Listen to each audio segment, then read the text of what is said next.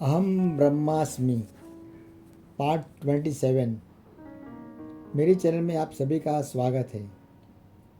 श्री निसर्गदत्त महाराज और उनके शिष्यों के बीच में जो वार्तालाप हुए थे उनका रिकॉर्डिंग अंग्रेजी में बुक बनी थी आई एम दैट।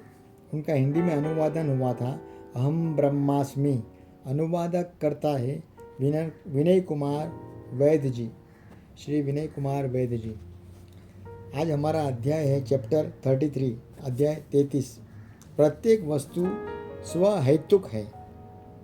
शीर्षक है प्रत्येक वस्तु स्वहेतुक है। प्रश्नकर्ता, क्या ज्ञानी की मृत्यु होती है?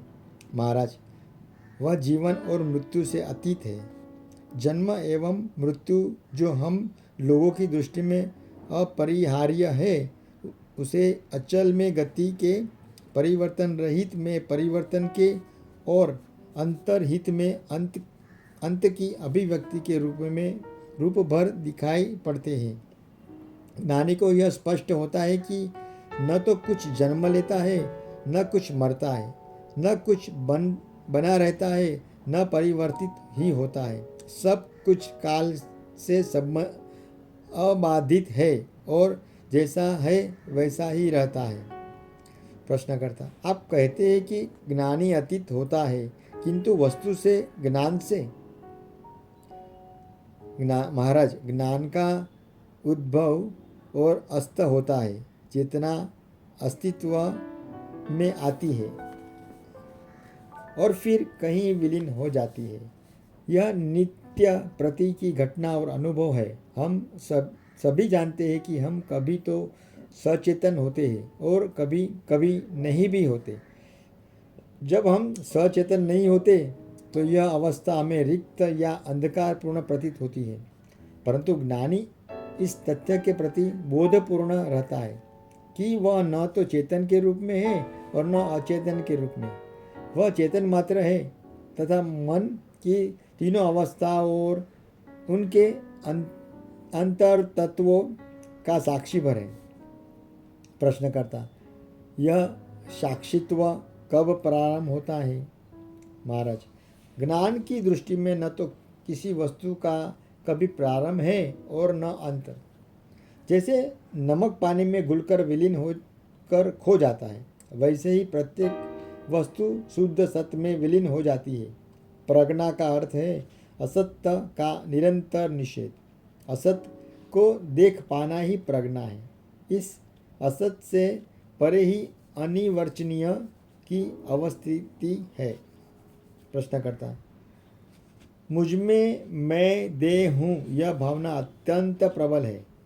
मैं मानता हूँ कि मैं यह बात अज्ञान के ही कारण कर रहा हूँ, परंतु अपने आप को देह अनुभव करना यह कब प्रारंभ हुआ? महाराज, चेतना के प्रारंभ होने की बात ही नहीं की नहीं जा सकती। प्रारंभ और काल, इस प्रकार की मान्यताएं चेतना के ही अंतर्गत अस्तित्व रहती है।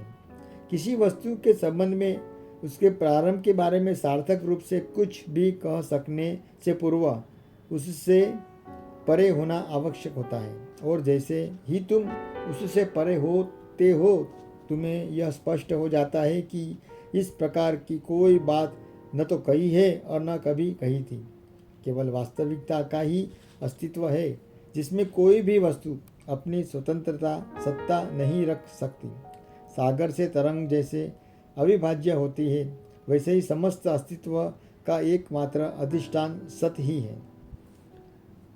प्रश्नकर्ता, प्रत्यक्षतः अभी और यहाँ मैं आपसे यह पूछ रहा हूँ, मैं देह हूँ, यह भावना कब जागृत हुई? क्या मेरे जन्म के समय या आज की सुबह? महाराज, अभी। प्रश्नकर्ता, परंतु मुझे स्मरण है कि यह कल भी थी। महाराज, कल की स्मृति केवल अभी है। प्रश्नकर्ता, पर मेरा अस्तित्व अवश्य काल के अंतर्गत है। मेरा अतीत है और भविष्य भी। महाराज, इस प्रकार की तुम्हारी कल्पनाएं हैं और वे अभी ही है। प्रश्नकर्ता, पर इसका प्रारंभ भी हो रहा होगा। महाराज, अभी। प्रश्नकर्ता, और अंत के विषय में आप क्या कहेंगे? महाराज, जिसका प्रारंभ नहीं उसका अंत भी नहीं है। प्रश्नकर्ता, पर मैं अपने प्रश्न के प्रति सचेतन हूँ।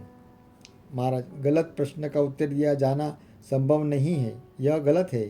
केवल इस प्रकार का अनुभव भर उसके विषय में पर्याप्त होता है। प्रश्नकर्ता, मेरे लिए यह वास्तविक है। महाराज, तुम्हें यह कब वास्तविक प्रतीत हुआ? अभी ही ना? प्रश्नकर्ता, हाँ, यह मेरे लिए पूर्णतः वास्तविक है, अभी। महाराज, तुम्हारे प्रश्न में क्या वास्तविक है?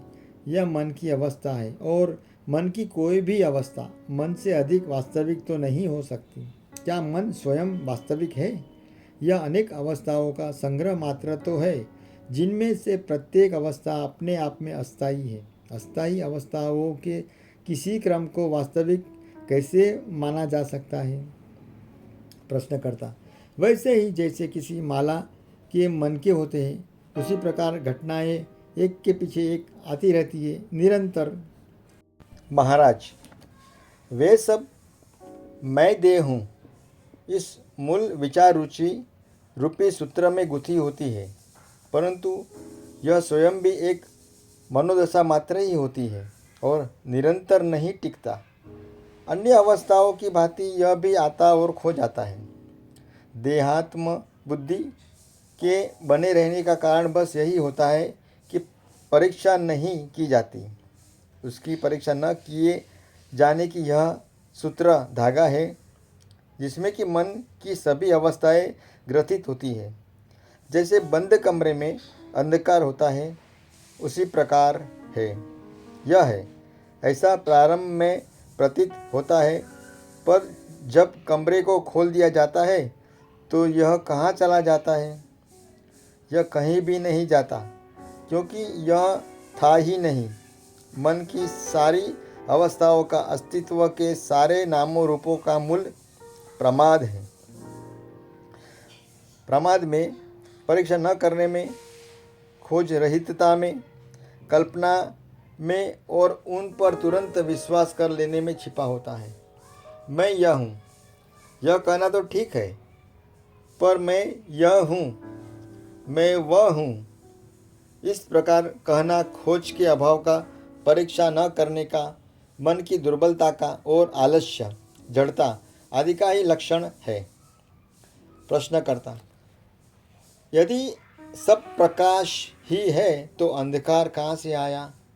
प्रकाश के मध्य अंधकार हो, यह कैसे संभव है? महाराज, प्रकाश के मध्य अंधकार नहीं है, आत्मविस्मरण ही अंधकार है। जब हम अन्य वस्तुओं में अर्थात अनात्मा में खोए रहते हैं तो हमें आत्मविस्मरण हो जाता है। इसमें अस्वाभाविक भी कुछ नहीं है, परंतु अत्यधिक आसक्ति आत्मविस्मरण का कारण क्यों बने? बुद्धिमत्ता इसी में है कि अनुभवकर्ता और अनुभव इन दोनों के शाश्वत कारण और स्तोत्र आत्मा का भी कभी विस्मरण किया ही नहीं जाए।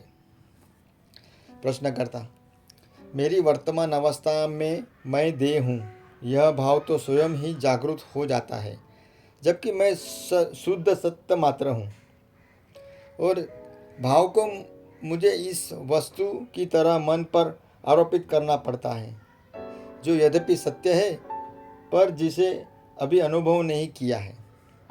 महाराज, हाँ, साधना में यह निश्चित होता है कि अपने आप को अपने शुद्ध सत्य स्वभाव के होने का, कुछ विशेष वस्तु या वस्तुओं के जोड़ के न होने का, यहाँ तक कि उन सब विशिष्ट बातों जिनसे जगत बना है, अपने उनके भी न होने का आग्रहपूर्वक निरंतर स्मरण कराया जाए।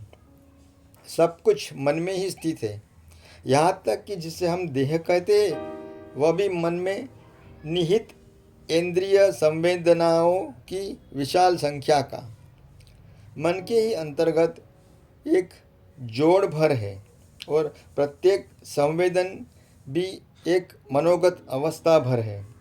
यदि तुम कहते हो कि तुम देह हो तो उसे दिखाओ। प्रश्नकर्ता, यह यहाँ पर है। महाराज, केवल तभी जब तुम इसका विचार करते हो। मन और देह ये दोनों आने जाने वाली अवस्था है। इन अवस्थाओं के क्षण प्रतिक्षण कोंधते रहने को एक क्रम में जोड़ देने से अस्तित्व का भ्रम हो जाता है। इसका पता लगाओ कि क्षणिक में नित्य क्या है, अवास्तविक में वास्तविक क्या है। यह साधना है। प्रश्नकर्ता, तथ्य तो यह है कि मैं स्वयं का एक देह के रूप में होने का विचार कर रहा हूँ। महाराज, अपने आप को विचार अवश्य करो, अपने आप का विचार अवश्य करो, इसमें कोई हानि नहीं है, पर इस बारे में देह के विचार के बीच में मत लाओ। देह के विचार को बीच में मत लाओ। वस्तुतः तो बस अनुभूतियों, संवेदनाओं, स्मृतियों और मान्यताओं के बनते बिगड़ते का एक प्रवाह भर है। चूँकि हमें विविधता में एकता खोजने की प्रवृत्ति होती है, अतः देह की एक कल्पित धारणा बना ली जाती है और यह भी अनुचित नहीं है। प्रश्नकर्ता, मुझे यह बताया जाता है कि मैं देह हूँ। इस प्रकार से विचार करना मन का एक दोष है। महाराज, ऐसा क्यों कहते हो? इस प्रकार के वक्तव्यों से समस्याएं उत्पन्न होती है।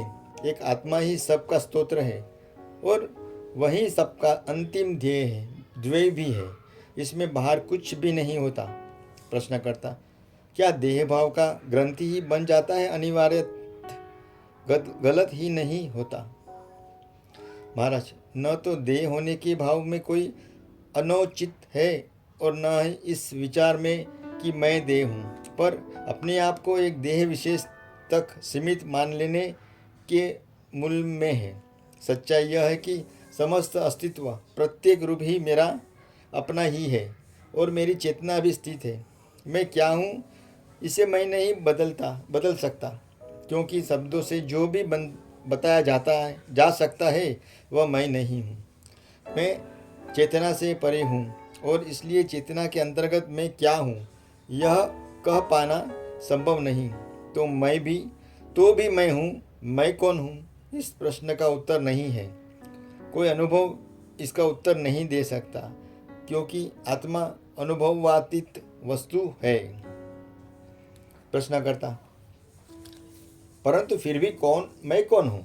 इस प्रश्न का कुछ न कुछ उपयोग अवश्य होता होगा।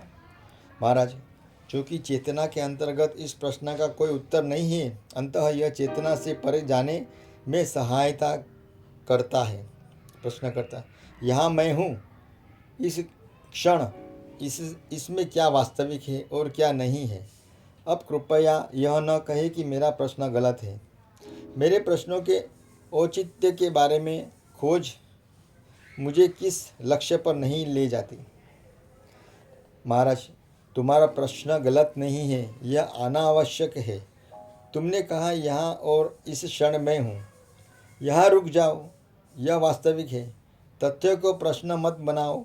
तुम्हारी यही भूल है कि तुम तथ्य को प्रश्न में रूपांतरित कर देते हो। न तो तुम ज्ञान हो, न अज्ञान, न मन हो, न पदार्थ। अपने आप की अभिव्यक्ति के लिए मन और पदार्थ को माध्यम मत बनाओ। प्रश्नकर्ता, अभी अभी एक बालक अपनी समस्या लेकर आपके पास आया था।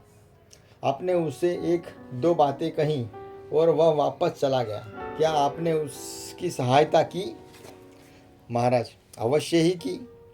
प्रश्नकर्ता, आप इतने आत्मविश्वास के साथ कैसे कह रहे हैं? महाराज, सहायता करना मेरा स्वभाव ही है। प्रश्नकर्ता, आप यह किस प्रकार जानते हैं? महाराज, जानने की आवश्यकता नहीं होती, यह कार्य अपने आप हो जाते हैं। प्रश्नकर्ता, फिर भी उस बालक को अपने एक वचन दिया, क्या उसका क्या आधार था? महाराज, जैसा कि लोग मुझे बताते हैं, पर प्रमाण केवल तुम ही मांग रहे हो। मुझे प्रमाणों की आवश्यकता नहीं है। सब कुछ सामंजस्यपूर्ण कर देना सत्यम शिवम सुंदरम, मेरा स्वभाव यही है। प्रश्नकर्ता, जब कोई आपके पास सलाह लेने आता है और आप उसे सलाह प्रदान करते हैं तो इस सलाह का स्तोत्र क्या होता है और किस शक्ति के माध्यम से यह सहायता देती है? महाराज, उसकी अपनी सत्ता ही उसके मन को प्रभावित करती है और एक प्रत्युत्तर प्रेरित करती है। प्रश्नकर्ता, और इस सब में आपकी क्या भूमिका होती है? महाराज, मनुष्य और उसकी आत्मा दोनों साथ साथ मेरे ही अंतर्गत है। प्रश्नकर्ता, पर आपके बिना ही उसकी आत्मा उसकी सहायता क्यों नहीं करती? महाराज, पर मैं आत्मा ही हूँ। तुम मेरे बारे में किस पृथक की तरह कल्पना करते हो? अतः प्रश्न उठता है, मेरी आत्मा या उसकी आत्मा? ऐसी बात नहीं, बस आत्मा ही है जो सभी की एकमात्र आत्मा है। नामों, रूपों, देहों और मन को विविधता से भ्रमित होकर तुम अनेक आत्माओं की कल्पना कर लेते हो। हम दोनों ही आत्मा हैं, पर तुम इस विषय में संशयग्रस्त दिखाई देते हो। वैयक्तिक और वैश्विक आत्मा की यह बातचीत साधक की साधना के प्रारंभ की अवस्था में तो उचित कही जा सकती है, पर उसके ऊपर उठो, द्वैत में ही न फंसे रहो। प्रश्नकर्ता, अच्छा, अब हम पुनः उस मनुष्य की बात पर आए जो सहायता पाने का इच्छुक है। वह आपके पास आता है। महाराज, यदि वह आता है तो उसकी सहायता अवश्य होगी, क्योंकि सहायता उसके प्रारंभ में थी, अतएव वह आया। यह किस प्रकार का कल्पना विलास नहीं है? यह किसी प्रकार का कल्पना विलास नहीं है। यह संभव नहीं है कि मैं कुछ लोगों की तो सहायता करूं और अन्य को इनकार कर दूं। जो भी आते हैं सहायता पाते हैं, क्योंकि ऐसा ही नियम है। पर यह अवश्य है कि सहायता का रूप आवश्यकता अनुसार भिन्न भिन्न हुआ करता है। प्रश्नकर्ता, उसे सहायता प्राप्ति के लिए यहाँ आने की आवश्यकता क्यों होती है? क्या वह इसे अपने ही भीतर नहीं पा सकता? महाराज, वह उस पर ध्यान न देगा। उसका मन बहिर्मुख है, परंतु वास्तविक बात यह है कि हर अनुभव मन के ही अंतर्गत हुआ करता है और इस प्रकार उसका मुझ तक आना, सहायता पाना, यह सब भी उसके अपने भी भीतर है। अपने अंतर में उत्तर पाने के बजाय वह कहीं बाहर से उत्तर पाने की कल्पना करता है। मेरी दृष्टि में न तो मैं हूँ, न वह मनुष्य है और न कुछ दिया जाता है। सब कुछ बिजली की चमक सा, क्षणांश सा है। अनंत शांति और मौन हूँ, जिसमें कुछ भी नहीं उभरता, क्योंकि जो कुछ भी उभरता या प्रकट होता है विलीन हो जाता है। न तो कोई सहायता लेने आता है, न कोई सहायता करता है और न कोई सहायता प्राप्त करता है। यह सब चेतना के रंगमंच पर हो रहे प्रदर्शन भर होते हैं।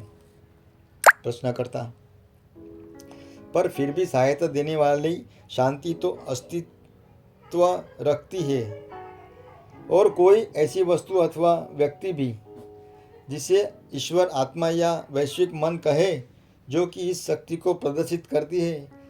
नाम का भले ही इतना अधिक महत्व न हो, पर तथ्य तो महत्वपूर्ण है ही। महाराज, देहाध्यास से युक्त मन ही इस तर्क का आश्रय लेता है। शुद्ध मन वस्तुओं को जैसी है उसी प्रकार से देखता है। चेतना में उठ रहे बुलबुलों की तरह ये बुलबुले उठते हैं, खो जाते हैं और पुनः उठते हैं। अपनी किसी प्रकार की वास्तविक सत्ता न होते हुए भी उनके लिए किसी विशेष कारण की ओर संकेत नहीं किया जा सकता, क्योंकि प्रत्येक वस्तु का कारण सर्व है और हर वस्तु सर्व को प्रभावित करती है। प्रत्येक बुलबुला एक देह है और ये समस्त देह मेरी है। प्रश्नकर्ता, क्या आपकी बात का यह अर्थ है कि आप में सब कुछ सही रूप में करने की शक्ति है। महाराज, कोई भी शक्ति मुझसे पृथक नहीं है। यह पहले से मुझ में मेरे स्वभाव में अंतर्हित है। इसे सृजनात्मक कहो। स्वर्ण के एक पिंड से तुम अनेक आभूषण बना सकते हो। प्रत्येक आभूषण स्वर्ण ही होगा। इस प्रकार मैं किसी भी भूमिका में सामने क्यों न आऊँ और किसी भी गतिविधि को क्यों न पूर्ण करूँ, मैं वही रहता हूँ जो मैं हूँ। अचल, निष्कंप, स्वतंत्र, अहम। जिसे तुम जगत, प्रकृति आदि कहते हो, वह मेरी सहज स्वाभाविक रचनात्मकता ही है। जो भी होता है, पर मेरा ऐसा ही स्वभाव है कि सबकी परिसमाप्ति आनंद में होती है। प्रश्नकर्ता, मैं आपके समक्ष एक घटना को रख रहा हूँ जो मेरी जानकारी में है। एक बालक इसलिए अंधा हो गया था क्योंकि उसकी मूढ़ माता ने उसे मिथाइल अल्कोहल पिला दिया था। मेरा निवेदन है कि आप उसकी सहायता करें। आप करुणापूर्ण हैं और यह भी स्पष्ट है कि आप सहायता हेतु तत्पर है। आप उसकी सहायता किस शक्ति से करेंगे? महाराज, उसकी घटना को चेतना में अंकित कर दिया गया है। यह अमिट रूप से वहाँ दर्ज है। चेतना उस पर कार्य करेगी। प्रश्नकर्ता, मैंने सहायता हेतु आपसे जो निवेदन किया, क्या इस बात से कोई अंतर पड़ा? महाराज, तुम्हारा निवेदन उसके अंधत्व का एक अंश है। चूँकि वह अंधा है, इसलिए तुमने निवेदन किया। तुमने उसमें और कुछ नहीं किया। प्रश्नकर्ता, परंतु आपकी सहायता से उसमें कोई नया तत्व जुड़ेगा क्या? महाराज, नहीं, बल्कि बालक के अंधत्व में सब कुछ सम्मिलित है।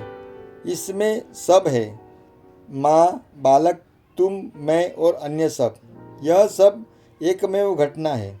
प्रश्नकर्ता, क्या आपकी बात का यह अर्थ हुआ कि इस बालक की घटना पूर्व निर्धारित थी? महाराज, और क्या, सभी वस्तुओं में उनका भविष्य अंतर्हित ही होता है। बालक चेतना में प्रकट होता है। मैं परे हूँ। मैं चेतना को आदेश नहीं देता। मैं जानता हूँ कि समस्त वस्तुओं को सुव्यवस्थित करना चैतन्य के स्वभाव में ही है। चेतना को उसके सृजनों की देखभाल करने दो। बालक का दुख, तुम्हारी सहानुभूति, मेरा सुनाना और चेतना के द्वारा कार्य होना, यह सब एक अकेला तथ्य है। इस तथ्य को इसके अवयवों में बांटकर प्रश्न मत पूछो। प्रश्नकर्ता, आपका मन किस अद्भुत रीति से कार्य करता है? महाराज, अद्भुत तुम हो, मैं नहीं। मैं सामान्य हूँ। मेरा मन स्वस्थ है। वस्तुएं जैसी है मैं उन्हें यथारूप देखता हूँ और इसलिए उनसे भय नहीं रखता। परंतु तुम वास्तविक से भय रखते हो। प्रश्नकर्ता, मैं किस लिए भय रखूं? महाराज, तुम्हारा अज्ञान तुम्हें भयग्रस्त रखता है और तुम्हें इस तथ्य से भी अनभिज्ञ बनाए रखता है कि तुम भयग्रस्त हो। भयग्रस्त न रहने का प्रयास मत करो। पहले अपनी अज्ञान रूपी दीवार को तोड़ो। लोग मरने से डरते हैं क्योंकि वे यह नहीं जानते कि मृत्यु क्या वस्तु है। ज्ञानी उसकी मृत्यु से पहले ही मर चुका होता है। वह देख लेता है कि भयभीत होने का कोई कारण ही नहीं है। जिस क्षण तुम अपने वास्तविक स्वरूप को जान लेते हो, तुम किसी भी बात से भय रखना बंद कर देते हो। मृत्यु शक्ति और मृत्यु प्रदान करती है। संसार में मुक्त रहने के लिए यह आवश्यक है कि तुम संसार के प्रति मर जाओ। तब जगत तुम्हारा अपना है। यह तुम्हारा शरीर अभिव्यक्ति और साधन बन जाता है। परम मुक्ति का आनंद अनिवर्चनीय है। दूसरी ओर जो मुक्त से भय रखता है वह मर नहीं सकता। प्रश्नकर्ता, क्या आप यह कह रहे हैं कि जो मर नहीं सकता वह जी भी नहीं सकता? महाराज, इसे तुम किन्हीं भी शब्दों से कहो, राग बंधन होता है, विराग मुक्ति और लालसा दासत्व का ही दूसरा नाम है। प्रश्नकर्ता, क्या इससे यह निष्कर्ष निकल जा सकता है कि अपने उद्धार में ही संसार का भी उद्धार हो जाता है? महाराज, एक साथ समस्त संसार के उद्धार के लिए जाने की कोई आवश्यकता नहीं है। मनुष्य भूले करता है और इस प्रकार दुख उत्पन्न करता है। जब यह दुख चैतन्य के क्षेत्र में अज्ञात ज्ञानी की चेतना में प्रवेश करता है तो इसका सुधार हो जाता है। ऐसा ही उसका स्वभाव है। प्रश्नकर्ता, जिसे आध्यात्मिक प्रगति कहा जा सकता है उसका अवलोकन किया जा सकता है। एक स्वार्थी मनुष्य धर्म की ओर मुड़ता है, स्वयं पर नियंत्रण करता है, अपने विचारों और भावनाओं को परिमार्जित करता है, आध्यात्मिक साधना में संलग्न होता है, आपके वास्तविक स्वरूप का बोध प्राप्त करता है। इस प्रकार होने वाली प्रगति कारण परिणाम कैजुअलिटी के नियम से शासित होती है। यह बस संयोग भर है। महाराज, मेरा दृष्टिकोण है कि प्रत्येक वस्तु स्वहेतुक है और पूर्णतः स्वतः ही होती है, परंतु मनुष्य यह कल्पना कर लेता है कि वह किस लाभ के लिए, किस लक्ष्य की दिशा में कार्य कर रहा है। किसी न किसी प्रतिफल की कामना सदैव उसके मन में होती है और वह उसके लिए प्रयासरत रहता है। प्रश्नकर्ता, एक नासमझ और अविकसित मनुष्य प्रोत्साहन न होने पर कार्य न करेगा, क्या उसे प्रोत्साहन दिया जाना उचित नहीं है? महाराज, कार्य करने के लिए वह स्वयं ही किसी न किसी प्रकार का प्रोत्साहन खोज लेगा। उसे यह ज्ञात नहीं है कि विकास करते रहना चेतना का स्वभाव है। वह एक से दूसरे लक्ष्य की ओर प्रगति करता रहेगा और अपनी इच्छाओं की पूर्ति के लिए गुरुओं के पीछे पड़ा रहेगा। अपनी सत्ता के नियमों से चलते हुए वह जब वापस लौटने का अर्थात निवृत्ति का मार्ग पा लेता है तो वह समस्त लक्ष्यों का त्याग कर देता है, क्योंकि संसार में उसकी रुचि समाप्त हो चुकी होती है। वह सब अब कुछ भी नहीं चाहता, न तो दूसरों से न स्वयं से ही। वह हर वस्तु के प्रति मूर्त हो जाता है और वह सब कुछ सर्व हो जाता है। कुछ भी न चाहना और कुछ भी न करना, यह वास्तविक सृजन है। अपने हृदय से विश्व का उद्भव और वहीं उसे विलीन होते हुए देखना एक आश्चर्य है। प्रश्नकर्ता, साधना के आंतरिक प्रयास में एक बड़ी बाधा है, उबना। शिष्य उब जाता है। महाराज, तमोगुण और रजोगुण मिलकर कार्य करते हैं और वे स्पष्टता और सरलता सत्व को दबा कर रखते हैं। सत्व की वृद्धि हो और वह उठे, इसलिए यह आवश्यक है कि पहले तुम और रज पर विजय पा ली जाए। उचित समय आने पर यह सब स्वमेव हो जाएगा। प्रश्नकर्ता, तो क्या प्रयास करने की कोई आवश्यकता नहीं? महाराज, जब प्रयास की आवश्यकता होगी तो प्रयास भी आएगा, और जब प्रयास रहितता अनिवार्य होगी तो वह स्वयं को सुनिश्चित करेगी। जीवन को धकेल कर आगे बढ़ने की आवश्यकता नहीं है, बस इसके साथ बहते भर रहो और अपने आप को वर्तमान समय के कार्य में पूर्णतः अर्पित कर दो, जिसका तात्पर्य है अभी के प्रति मर जाना, क्योंकि जीवन का अर्थ है निरंतर मरते जाना। मृत्यु के बिना जीवन संभव नहीं है। इसे मुख्य बात की तरह अपने हृदय में संजो रखो कि संसार और आत्मा एक ही है और वे अपने आप में बिल्कुल परिपूर्ण है। केवल तुम्हारी दृष्टि में ही कोई दोष है और उसका सुधार करना आवश्यक है। यह प्रक्रिया या सुधार ही यह वस्तु है जिसे तुम साधना कहते हो।